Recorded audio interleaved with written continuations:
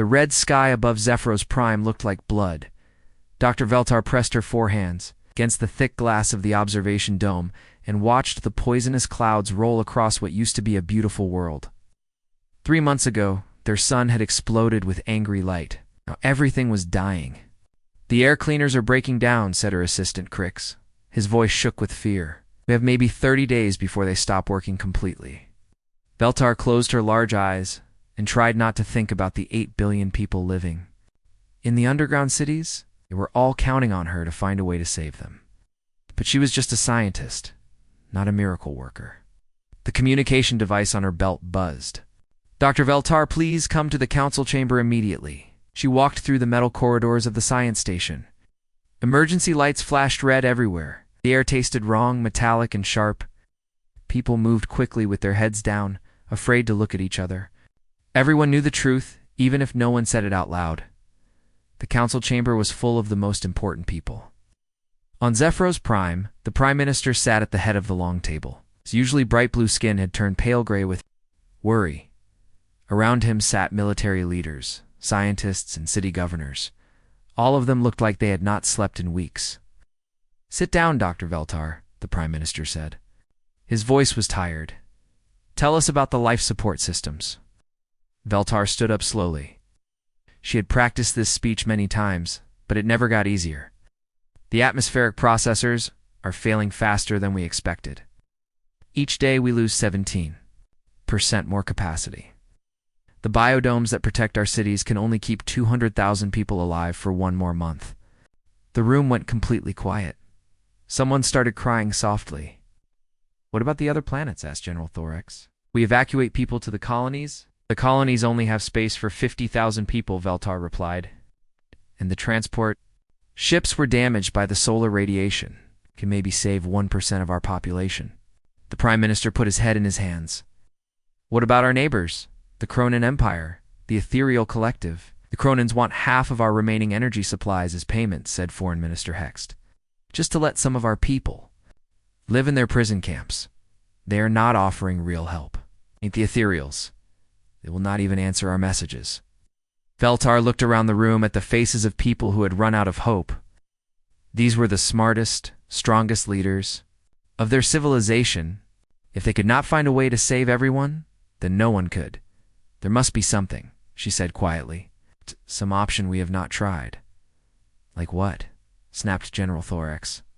"We have sent distress signals to every known species in the galaxy.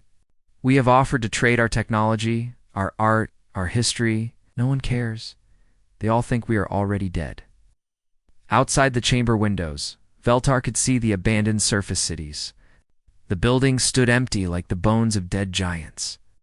The parks where children used to play were now covered in poisonous dust. The great libraries where scholars had studied for thousands of years were sealed shut forever. "I have an idea," said a quiet voice from the back of the room. Everyone turned to look. It was Hyun-Woo Kim, the only human on their planet. He worked as a trade representative, helping to sell Zephyrian art to other worlds. Most people forgot he was there because humans were considered a primitive species from the edge of the galaxy. "Yes," the Prime Minister said politely. Hyun-Woo stood up. It was much smaller than the Zephyrians, with strange pale skin and tiny eyes. "What if we try sending a message to Earth, my home world?" General Thorax laughed, but it was not a happy sound. "Earth is in the outer spiral arm. They barely have space travel. How could they possibly help us?" "I do not know if they can help," Hyun-Woo said. "I know they will try. Humans are ... different. They do not calculate the cost before they act. Sometimes they do impossible things just because someone asked." Sounds like foolishness," said the Foreign Minister. Maybe Hyun-Woo agreed. But foolishness might be what we need right now. The Prime Minister looked at Veltar. "Doctor, how much time do we have to wait for any kind of response? If we send a quantum message, it will take 2 weeks to reach Earth and 2 weeks for a reply. That gives us exactly the time we have left. And if no one answers?" Veltar thought about the children in the underground cities. The families huddled together in the dark. The teachers still trying to hold classes even though everyone knew there might not be a tomorrow. "Then at least we tried everything," she said. The Prime Minister nodded slowly. Send the message. As Hyan-Wu prepared the communication array, Veltar wondered if they were placing their last hope in a species that most of the galaxy considered nothing more than clever animals. But when you are drowning, you grab onto anything that floats, even if it seems impossible. Dr. Veltar had not slept in 3 days. She sat in front of the communication array, watching the empty screen and waiting for something that would probably never come. The message to Earth had been sent 4 days ago. Every hour that passed made their situation worse.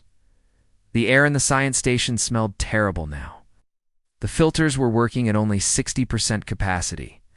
People were getting sick, children were having trouble breathing. The underground cities reported new system failures every few hours. "Doctor, you should rest," said her assistant Crix. "I can watch the communications." "No," Veltar said, without looking away from the screen. "I need to be here." She pressed her hands against her tired eyes. Maybe General Thorax was right. Maybe asking the humans for help was just foolishness. Earth was so far away that their sun probably looked like a tiny dot in the night sky. Why would they care about strangers they had never met? The screen suddenly lit up with bright letters. Veltar jumped so hard she knocked over her water container. "Crix, get over here right now." Her assistant ran across the room. "What is it? Is someone answering?" Veltar stared at the message display.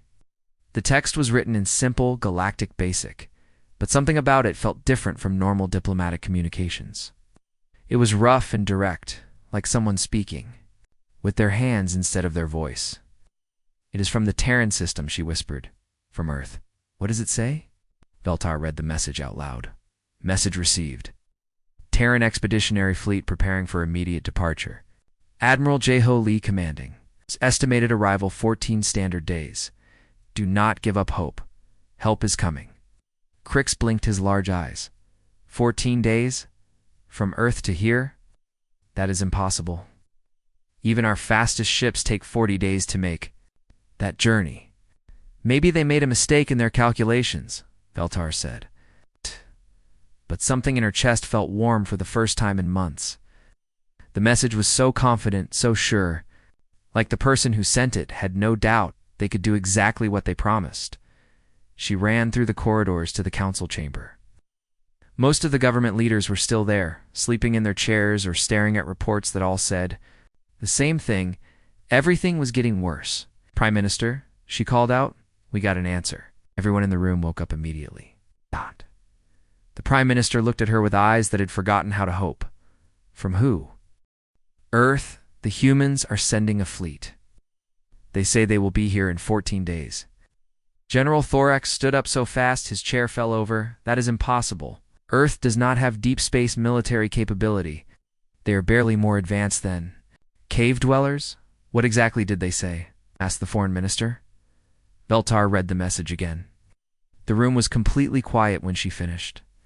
"This could be some kind of trick," said General Thorax. "Maybe the Cronins are trying to give us false hope, so we will not prepare for evacuation." "Or maybe," said Hyan-Wu Kim from the corner, "my people meant what they said." Everyone looked at the small human. His eyes were wet with tears, but he was smiling. "You really think Earth can send a fleet capable of helping us?" the Prime Minister asked. "I think," Hyan-Wu said slowly, "that when humans make a promise like this, they will die trying to keep it. Whether they can actually help or not, I do not know." Dr. Veltar felt something she had almost forgotten: curiosity. How could they travel so fast? Do humans have some kind of advanced technology that the galaxy does not know about? "It's not that I know of," Hyan-Wu admitted. "But humans are very good at making things work when they should not work. They call it improvisation." Over the next few days, long-range sensors picked up something strange at the edge of their solar system. Energy signatures unlike anything. In the galactic databases, the readings made no sense according to known physics.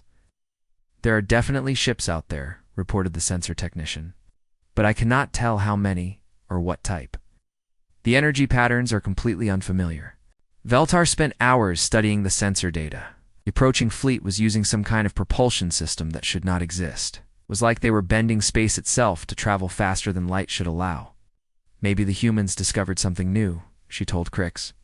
Maybe being isolated at the edge of the galaxy forced them to find different solutions. Or maybe Crix said quietly, they are just desperate enough to try things that other species would consider too dangerous. On the 10th day after the message, the sensors detected multiple ships dropping out of hyperspace at the system boundary. The fleet was real. It was actually coming. Dr. Veltar stood at the observation window and looked up at the poisonous red sky. Somewhere beyond those toxic clouds, strangers from a distant world were racing to save people they had never met, for the first time since the solar flare. She allowed herself to believe that maybe, just maybe, 8 billion people might live to see another year. The impossible was about to become possible. The fleet that appeared in the sky above Zephyros Prime looked like nothing Dr. Veltar had ever seen before. Through her telescope, she could see ships of all different sizes and shapes flying together like a flock of strange birds. Some looked like military vessels with weapons and armor. Others looked like cargo ships that had been changed to carry people instead of goods. A few looked like they had been built in someone's backyard. "This is Admiral Jeho Lee of the Terran Expeditionary Fleet," a voice said over the radio. The words were spoken in perfect galactic basic, but the accent was unlike anything the Zephyrians had heard before. "We are here to help your people. Please tell us where you need us most." Prime Minister Zext almost fell out of his chair. "Admiral Lee, we did not expect you so soon. Your message said 14 days, but it has only been 12. "We pushed the engines a little harder than planned," Admiral Lee replied. Time seemed important. Dr. Veltar watched through the observation dome as the human ships spread out across the sky. They moved with purpose, like they had done this many times before, but she knew that was impossible. Earth had never been involved in a rescue operation this large. "Admiral, our atmospheric processors are failing," she said into the communication device. "We have perhaps 18 days before complete system breakdown. 8 billion people are depending on underground life support that is not designed for long-term use, understood? We are sending engineering teams to the surface immediately. Stand by." Within an hour, strange aircraft began landing near the science station. They were loud and rough-looking, not like the quiet, elegant vehicles the Zephyrians were used to. When the doors opened, creatures stepped out that looked almost comically small compared to the Zephyrians. The humans were barely half the height of an adult Zephyrian. They had thin, pale skin and tiny eyes. Their movements seemed quick and nervous, like small animals. But they carried equipment that looked heavy and complex. "I am Chief Engineer Dayun Nam," said the leader of the first team. She was a female human with short black hair and hands that were covered in oil stains. "We are here to fix your air problem." Dr. Veltar walked out to meet them. Up close, the humans looked even smaller and more fragile. "I'm Dr. Veltar, Chief Science Officer. I must warn you, our atmospheric processors use quantum-level molecular separation. The technology is very advanced and delicate." Yoon looked at the massive processor building and nodded. "Yeah, we figured that out from your technical specifications. That is your problem right there. I do not understand. Your machines are too smart," Dayun explained. "They are trying to do everything perfectly, but perfect takes time. When things are breaking down, you do not need perfect. You need fast and good enough." The human engineering team walked around the processor building, pointing at different parts and talking in their own language very quickly. They seemed excited, like children who had found a new toy to play with. "What are they doing?" asked Crix, who had come out to watch. "They are planning to bypass your quantum filters," Dayun said. "We are going to use brute force molecular separation instead. It will not be elegant, but it will work." Dr. Veltar felt panic rise in her chest. "We cannot just change our systems like that. These processors took 50 years to design. One mistake could poison the entire underground city network." Dr. Doyun said gently, "Your elegant systems are failing. In 18 days, they will stop working completely. Our rough and ugly solution will keep working for years." "But what if you are wrong?" Doyun smiled, showing her small white teeth.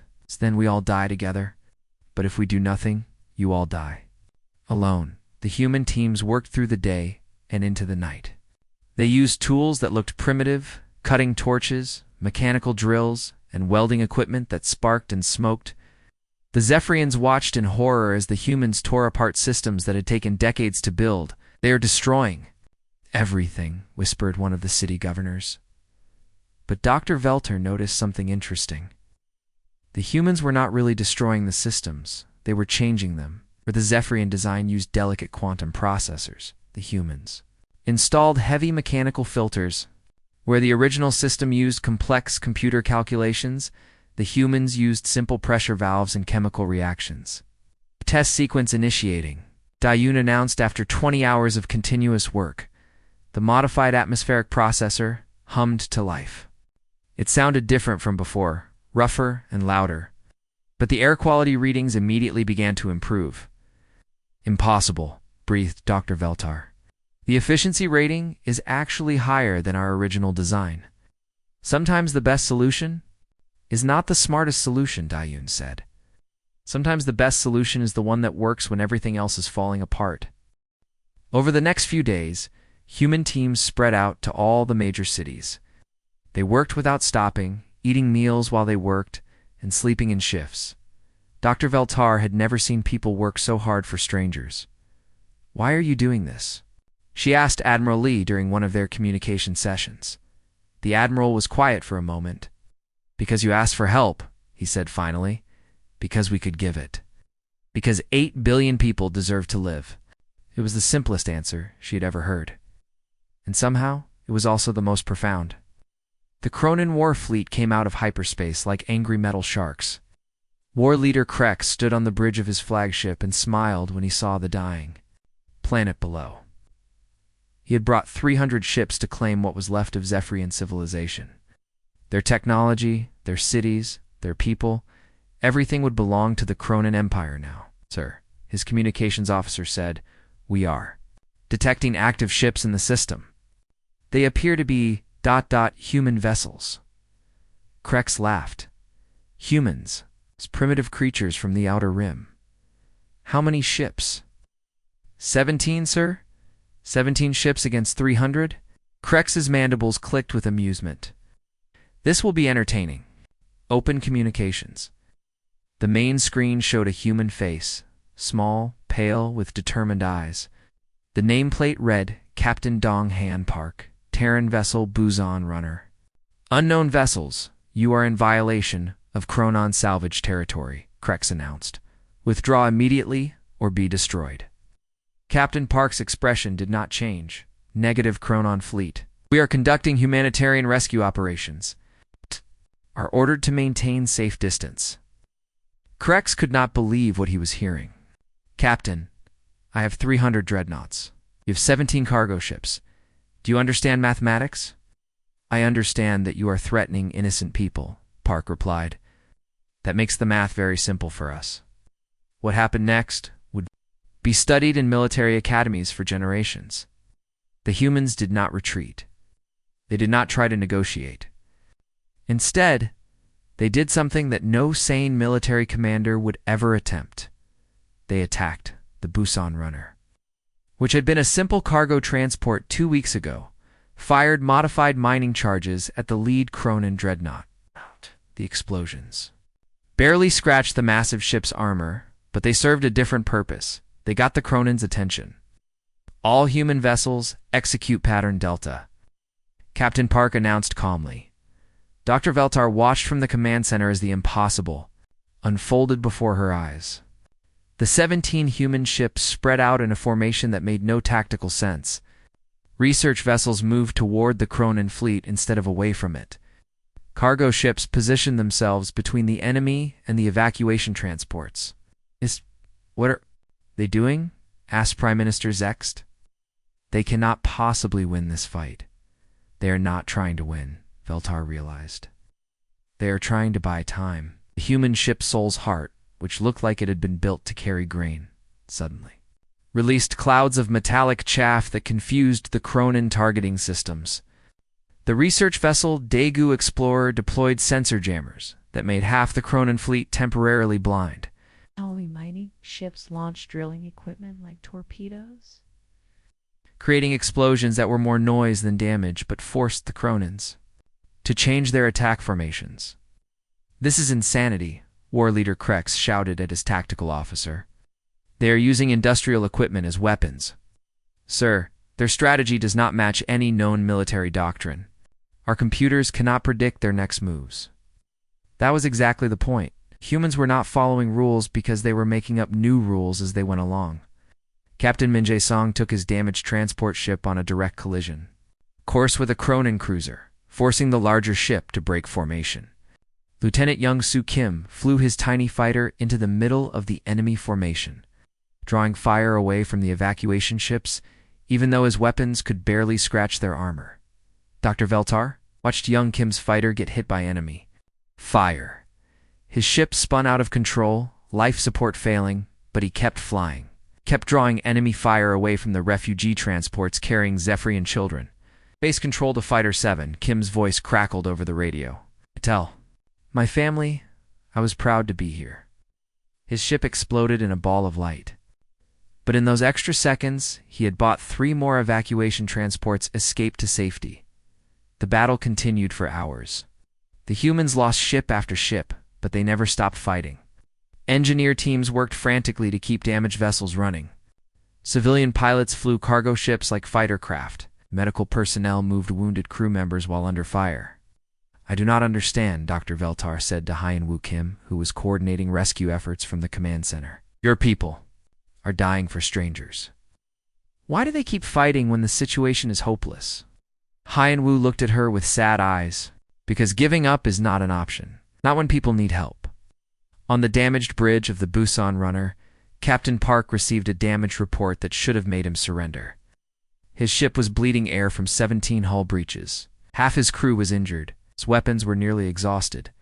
"Captain," his communications officer said, "the last evacuation transport has cleared the atmosphere. All Zephyrian civilians are safe." Park nodded and looked at his remaining crew. "Good work, everyone. We did what we came to do." The Cronin fleet prepared to finish off the surviving human ships. But before they could attack, something unprecedented happened. New ships appeared at the edge of the system. Ships that seemed to be made of light itself. The ethereal collective had been watching the battle. And for the first time in 1,000 years, they were ashamed of themselves. The ships that appeared at the edge of the system looked like they were made of starlight and dreams. Dr. Veltar had heard stories about the ethereal collective, but she had never seen their vessels before. They were beautiful and terrible at the same time, shimmering with colors that had no names. "Cronin Fleet," a voice spoke across all communication channels. It sounded like wind chimes and distant thunder. "You will withdraw immediately. Yes. Humans have shown honor that shames us all. The Zephyrians are now under our protection." War Leader Krex stared at his view screen in disbelief. The ethereal collective had not interfered in galactic affairs for over 1,000 years. They were considered myths by most species. "Ethereal vessels. This is a legal salvage operation," Krex protested. The Zephyrians sent distress calls. No one answered. "That makes their territory available for claim." Someone did answer, the ethereal voice replied, and they answered with blood and sacrifice. You answered with greed.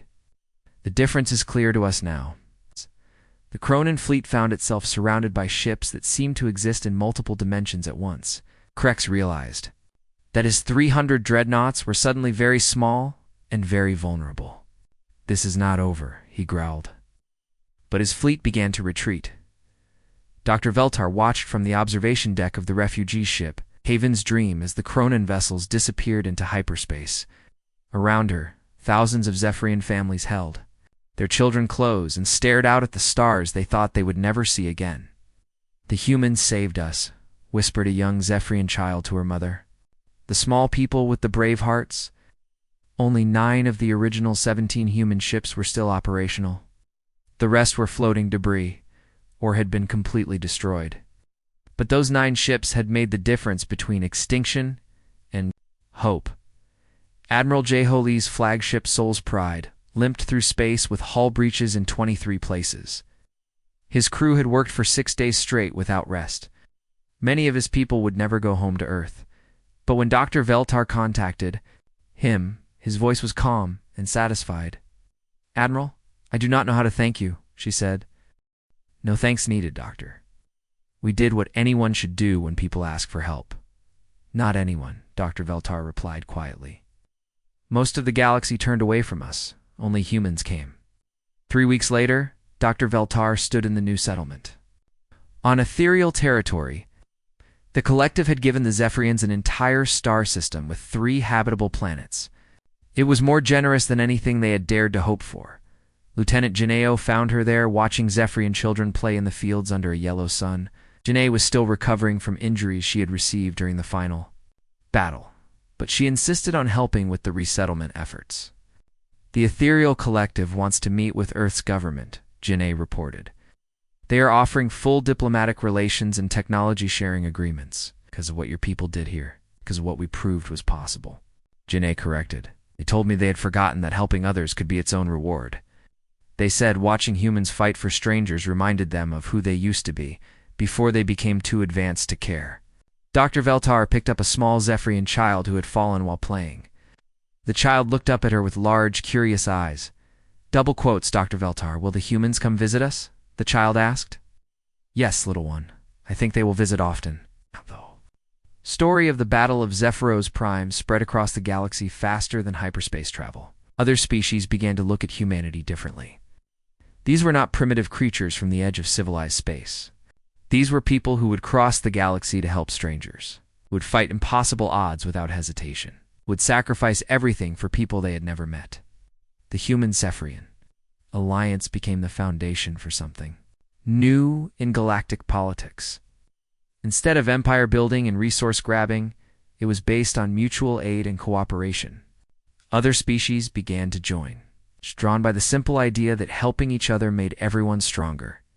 Captain Donghyun Park, who had survived the battle despite his ship being destroyed around him, was promoted to admiral and given command of the new humanitarian fleet. His first mission was to respond to a distress call from a mining colony that had been abandoned by their corporate owners.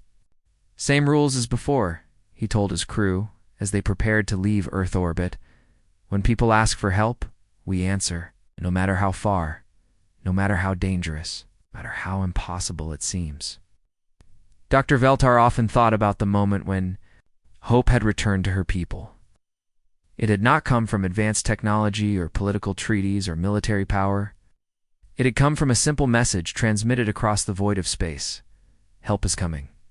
Sometimes the most important words in the galaxy were the simplest ones.